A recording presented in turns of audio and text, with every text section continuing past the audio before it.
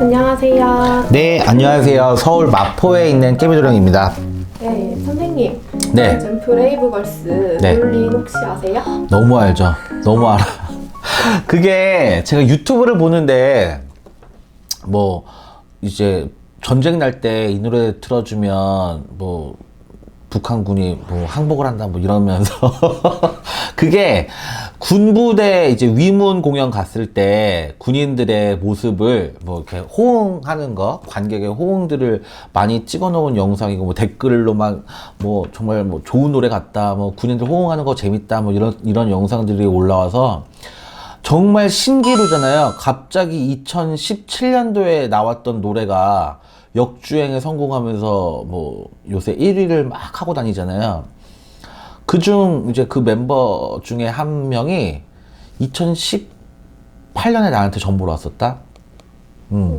전보로 와가지고 되게 잘 될 수가 있었는데, 이 합이 좋아야 돼요. 원래 뭐든지 합이 좋아야 돼. 근데 합이 조금 안 좋았어. 그래서 운이 왔다 갔다 하니까, 그리고 소속사에서도 조금 많이 이제 노력을 해주고 많이 공을 들인 그룹인데 뜨질 못했잖아요. 근데 너무 잘 떠가지고 뭐 감사 인사도 오고, 저도 뭐 그 멤버의 부모님까지 이제 저한테 전화를 했을 거 아니에요. 뭐 어떻게 해야지 잘 되냐 막 이런 걸로. 그래서 뭐 이렇게 됐다. 근데 그때 제가 공수가 한 2, 3년 잘 버텨봐. 그럼 진짜 너는 진짜 날개 달 수 있어. 괜찮을 것 같아. 그리고 연예계에서 계속 일을 할 수 있을 것 같다. 이런 얘기를 했었는데, 사실 사람이 막 몇 년 동안 데뷔는, 원래 데뷔하기 전까지 그 연습생 시절 때는 데뷔가 목표인데, 데뷔하고 나면 1위가 목표가 되잖아요. 사람이 좀 유명해지고 싶은 게 사람 마음이잖아요. 근데 그게 안 되니까 포기하고 싶은 마음들이 많죠. 그래서 그 친구도 되게 어려웠었어요. 막 아르바이트도 하고, 걸그룹인데도. 그리고 그 친구뿐만이 아니라 그런 친구들 우리 집에 엄청 많이 와요. 그 친구들끼리 저기 소통을 해가지고 소문을 내는지. 어쨌든 너무너무 축하하고, 그리고 그 멤버의 엄마도 저한테 감사하다고 이제 카카오톡도 메시지도 오고, 그 주변인들도 선생님 진짜 깜짝 놀랐다, 어떻게 이런 일이 있냐. 사실 진짜 마법 같은 경험을 하는 거잖아요. 나는 진짜 예를 들어 지금, 근데 우리나라 국민들도 그런 걸 바라고 있는 것 같아. 내 인생이 지금 너무 열심히 살았는데 빛을 못 보니까 그렇게 마법 같은 현상을 하고 있는 그룹을 보면서 더 응원하게 되고 자기 모습을 투영하는 게 아닐까, 이런 생각이 들어요. 나도 저렇게 되고 싶다. 내 인생도 언젠간 저렇게 빛들 날이 있겠지? 맡을 날이 있겠지? 이렇게 생각하시는 것 같아. 그래서 저도 여러분들을 보면, 점을 볼 때 물론 시기라는 건 다 있어요. 사람이 어떻게 계속 우울할 수가 없어. 사람은 언젠간 좋은 일이 나오기 마련이거든요. 어떤 경우라도 내가 하고 있는 일이 잘 돼서가 아니더라도 우리 가족 중에 경사가 날 수가 있는 거고, 내 인생에서도 해뜰 날은 분명히 와요. 근데 그걸 저는 뭐라고 설명을 드리냐면, 언제까지 기다릴 거예요? 언제까지? 물론 본인의 좋은 시기는 있어. 예를 들면 여러분들이 지금 시청하시는 여러분들 잘 생각해 보세요. 점집 가면 말년 좋아. 이런 얘기 많이 들어보셨을 거예요. 언제까지 기다릴 거예요? 말년을. 내가 그냥 즐길 수 있는 건강한, 신체 건강한 나이에 잘 되면 더 좋은데 왜 내 운은 저기 말년에 가 있는 거야. 그 운기를 땡겨와야 될 거 아니에요. 그쵸? 그래서 내가 내 운을 잘 다스리고, 그래야지 이 운을, 내 좋은 인생을 끝까지 말년까지 이끌어 가야 되는 건데, 사실 초년 운이 좋은 분들이 나중에 사실 안 좋기는 해요. 왜냐하면 그 하늘에서 내려온 천운이라고 그러죠. 천운. 이거를 인간이 잘 다스릴 수 있는 사람이 많이 없어요. 굉장히 겸손해야 되거든요. 정말 자기가 갖고 있는 건 이만큼 많은데도 그 자기가 봤을 땐 자기보다 가진 것도 없고 잘난 것도 없는 사람한테도 고개를 숙여야 될 줄 아는 겸손함이 있어야 되거든요. 근데 보통 사람들은 잘 그 겸손함을 갖추질 못해요. 왜냐하면 내가 갖고 있는 게 많으니까. 내가 해결할 수 있는 문제들이 많죠. 내가 머리가 잘났어. 그러면 내 머리로 해결할 수 있는 문제들이 많고, 내가 돈이 많아요. 돈으로 해결할 수 있는 문제들이 많기 때문에 겸손함을 굉장히 많이 잃을 수가 있어요. 근데 그 겸손함이 있어야 이걸 잘 끌고 나갈 수가 있기 때문에, 저도 요새 신령님한테 기도를 드릴 적에, 이렇게 제가 구독자도 3만이 됐고, 그리고 저한테 점사 보시러 오시는 분들도 많고, 공수가 맞아서 다시 오시는 분들도 많고, 굿하고 부적 갔다가 성불 보신 분들도 많고 하니까, 사실 조금은 자만해질 수가 있어요. 그래서 저는 신랑님께 지혜를 달라고 그래요. 정말 제가 이 감사함을 계속 깨달을 수 있고, 계속 끝까지 이런 겸손함을 갖고 있을 수 있는 좀 지혜, 삶의 지혜를 달라고 기도를 많이 드립니다. 그리고 지금 어렵게 사시는 분들을 볼 때도, 사실 점을 보러 오는 거는 내가 뭔가 인생에서 딱 고민이 왔을 때예요. 그거는 재물이 많으신 분이나 없으신 분들이나 똑같아요. 거의 내가 뭔가 인생에서 큰 고민에 맞닥뜨렸을 때, 그리고 또 하나 내 자녀가 걱정이 될 때, 집안에 우환이 있을 때, 이럴 때 점을 많이 보러 오시잖아요. 그럼 무당들은 일반인들이 보지 못하는 것들을 보잖아요. 미래를 보기도 하고, 이 집안의 과거의 조상을 보기도 하고, 이 집안의 문제를 보기도 하잖아요. 그러니까 어떤 영혼, 혼가가 있어서 이 집안에 좀 막혀있는 일들이 있는 것 같다. 그리고 이 집안의 미래가 어떻게 될 것 같으니까 이렇게 좀 해보셔라. 그래도 요새 분들이 점 보러 오시는 분들, 그리고 또 어르신 분들은 거의 반무당이에요. 우리나라 분들은 점 보러 한 5번 다니죠? 본인이 거의 반무당이야. 본인이 점 쳐도 돼. 그러니까 제가 말씀도 드리기 전에 다 알아요. 맞아요. 우리 집안에 자살한 사람 있고, 그 산소 다 옮겨가지고 다 화장했고 다 뿌렸고, 그래서 우리 집안 막혔어. 나도 알아. 그렇게 얘기하시는 분들이 반절은 넘어요. 근데 해결은 안 한다는 거죠, 문제는. 그 문제점을 본인도 알면서 해결하려면 돈이 들잖아요. 안 하는 거예요. 그게 참 저는 볼 때, 저렇게 다 아시면서, 문제가 뭔지 아시면서 그 문제점을 해결해야지 이 집안이 풀리고 본인 인생이 풀리는 것에도 불구하고 금전이 아쉬우니까 그런 분들이 엄청 많이 봤어요. 그렇다고 해서 저는 신을 모신 사람이잖아요. 가끔은 또 어떤 분들이 그래요. 신을 모신 사람이면 이렇게 어렵게 사는 사람들 도와줘야 되는 거 아니냐. 그거에 대한 대답을 드리자면, 우리나라에 불쌍한 분들이 한 3천만 명은 되거든요.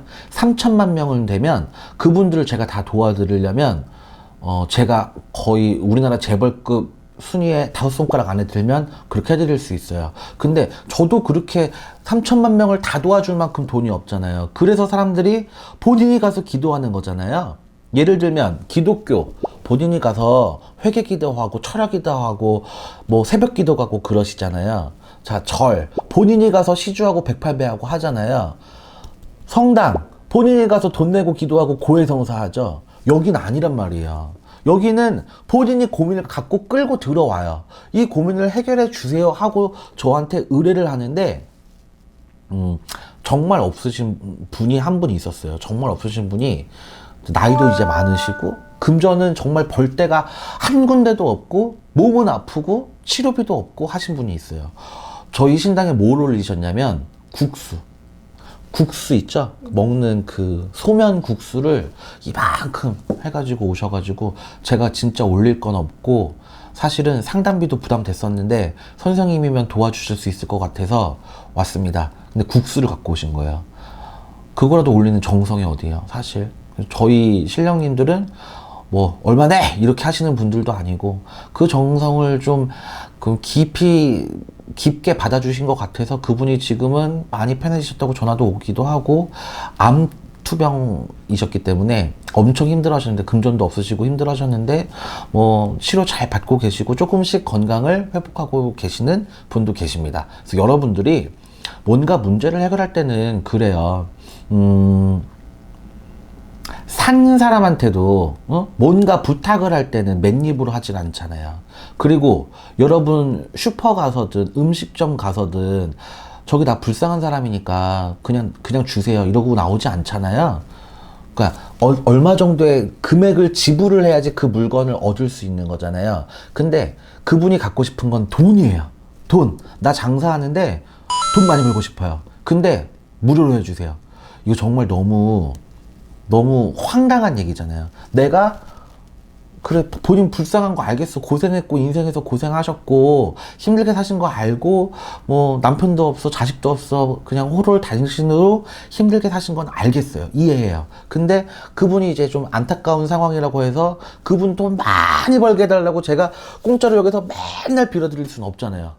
돈을 주고 의뢰하신 분들이 있잖아요. 저한테 제발 저희 자녀 좀 뭐 제발 제 인생 좀 하면서 의뢰를 하신 분들이 있는데 그분들을 배신하는 게 되잖아요. 그러면 그래서 제가 죄송스럽게도 그렇게 못한 경우는 있어요. 그래도 저는 물심양면으로 그분을 위해서 한 번이라도 그분 가시고 나서 그래 저분도 왔다 가시는 길에 재수라도 보게 도와주시고 또 우리 신도가 돼서 자주 왔다 갔다 하시면서 크게 좀 좋은 일 좀 있게 해달라고 기도는 하죠. 그리고 저도 유튜브로 광고비도 받잖아요. 제가 뭐 큰 금전을 받진 않아요, 여러분. 뭐 요새 유튜브로 막 큰 수익을 올렸고 세금을 안 냈다 이런 정도로 제가 많이 버는 사람은 아니에요. 제가 그래도 어느 정도 신령님의 돈을 더 벌었기 때문에 이것과 합쳐서 어려운 분들을 많이 도와드리려고 노력도 해요. 그리고 공수만 갖고 기다리시는 분들을 위해서 조금이라도 더 빌어드리려고 노력하는 무당이니까 여러분들이 너무 뭐 약간 돈만 밝히는 무당 아닌가 이렇게 생각 안 하셨으면 좋겠고 또 여러분들도 소원을 이루시려면 어느 종교를 가든 본인이 갖고 있는 어느 정도의 재물은 올리셔야 돼요. 왜냐하면 신령님께 보여줄 수 있는 게 본인은 그거밖에 없어요. 우리네 무당들은 매일 기도하잖아요. 신령님이 시키는 대로 하잖아요. 뭐 너 3,000배 그럼 3,000배도 하잖아요. 너 뭐 먹지 마 그럼 먹지도 않아요. 그런데 일반인들은 종교인이 아니기 때문에 어떤 종교를 가서 본인의 믿음을 신령님께 확인시켜 주려면 그 신들한테 확인을 시켜주는 행위가 금전을 헌납하는 행위잖아요. 헌금이라고 하는 거잖아요. 그래서 여러분들도 저한테 와서 상담을 하더라도 복비를 낸다 그러죠. 옛날 말로는 지금은 뭐 상담료가 얼마예요? 막 이렇게 물어보시는 분들도 많은데 옛말에는 복비잖아요. 저한테 상담을 받고 얘기를 해서 점을 치고 복을 가져간다 그래서 복비를 주고 가져가는 거예요. 그러니까 여러분들도 상담 받으실 적에 복비가 너무 비싸요 깎아주세요 이런 거는 그냥 내 복을 내가 깎는구나 이렇게 생각하시면 될 것 같고 그리고 여러분들이 어느 종교를 믿으시던 헌금 좋은 마음으로 하시잖아요. 그냥 그래 잘 되게 해주세요 하는 좋은 마음으로 하시는 것처럼 초기도값 이런 것도 그냥 좋은 마음으로 올리시면 된다고 생각을 합니다. 그런 분들이 잘 되더라고요. 정말로. 그렇게 본인이 100원 갖고 있는데 100원 내놓는 거랑 1,000원 갖고 있는데 100원 내놓는 거랑은 되게 달라요. 본인들도 알다시피 저는 그게 어느 정도의 신령님께 믿음을 보여주는 행위라고 생각을 해서 헌금이라고 생각하고 헌납이라고 생각한다는 얘기였고요. 어쨌든 오늘은 제가 정말 많이 봤었던 걸그룹 멤버 중에 한 분이 정말 너무 잘 돼서 축하하는 마음에 주저리 한번 떠들어 봤습니다. 여러분들도 언젠간 해뜰 날이 있을 거예요. 근데 그 해뜰 날들을 언제쯤인지 알고 계시는 분들은 뭐 좀 더 땡겨 오셨으면 더 좋을 것 같고 내가 지금 내 인생에서 굉장히 전성기고 해뜰 날인 것 같다. 나 지금 꽃길 걷고 있다. 그러면 겸손을 유지하셔서 그 운기를 좋게 끝까지 잘 이끌어 나가셨으면 좋겠습니다. 시청 감사합니다. 마포에 있는 깨비도령이었습니다.